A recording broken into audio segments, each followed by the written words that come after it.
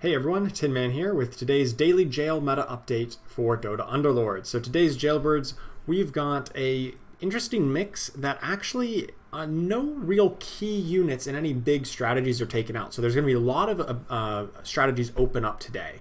Probably the most key unit is Enigma, as his Ace of Primordials really puts a damper on anybody trying to go for 6 Primordials. Not only is he, one of the most impactful Primordials, but because of his Ace effect, that really just cuts down on any reason to ever go for 6 Primordials. 6 Primordials is a good strategy in a lot of late game situations. You can pair it up with a lot of different things, but without Enigma, you don't really want to try it. Other than that, there's no huge things missing. So we've got Antimage missing out of elusive assassin compositions, which was actually one of my favorite compositions earlier today in the previous jail.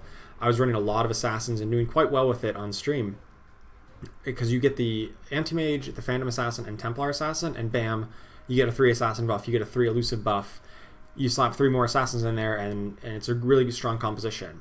We did get Nyx Assassin back though, but with the loss of Broodmother, that still makes the insect buff really awkward to make. Generally, the insect buff was put in with you either run Weaver or Nyx Assassin plus the 2 4-cost insects, because Broodmother and Sand King were just so good into the later stages of the game, being the 4-cost units with an AoE effect. Missing Broodmother doesn't really invalidate insects. You can still run them, and especially in Hunters who can get better use out of Weaver, but not quite as good in Assassins if you can't run the Broodmother plus Sand King. You can still run 3 insects with Assassins, although I might shy away from it today, at least a little bit. Kunkka is the missing Human and Warrior today. Doesn't really hurt too many Warrior compositions. Oftentimes you'd want Tiny over Kunkka anyway, and then you could also just run the others. You can run 6 others without him. You can run Troll Warlord, Tidehunter, Pudge, Slarter, Tiny, Tusk, so you cut Kunkka and Juggernaut and still run 6 warriors if you want to, and that's still probably the 6 best warriors in any case. Terrorblade gone, doesn't really hurt Hunters all that much. Once again, Hunters have a lot of redundancy built in. Ogre Magi is not bad at all for mages, so I definitely think mages will be a very good comp today. We notice that there's no important mages taken out. The humans that are gone doesn't really come into mages anyway, and Ogre Magi is probably the worst mage regardless. So we also see that there's no Scrappy or Inventors.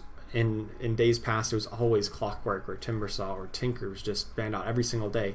None of those are banned today, so if there's ever a time to try 6 mages or to try 3 mages and 4 Scrappies with Inventors, today's the day. So definitely give those a try on today's jail. Batrider being gone definitely hurts Knights and Trolls. He's probably one of the key early game units, along with Luna and Chaos Knight, so I'd shy away from Knights if anything today, unless you're going to go for a more mid to late game and not really focus on Trolls in that build, which doesn't really seem very likely. And Lifestealer is probably one of the worst units in the game right now. He just is not very impactful. Brute's Alliance, I haven't really found a Brute build that I like in any way, so I'm not really upset to lose Lifestealer at all. So good luck in your games today. Hope you have a fun time trying out mages, trying out different assassin builds, different hunter builds, and especially Scrappy mechs. Scrappy Inventors, haven't had a chance to play those in quite a while. See you tomorrow.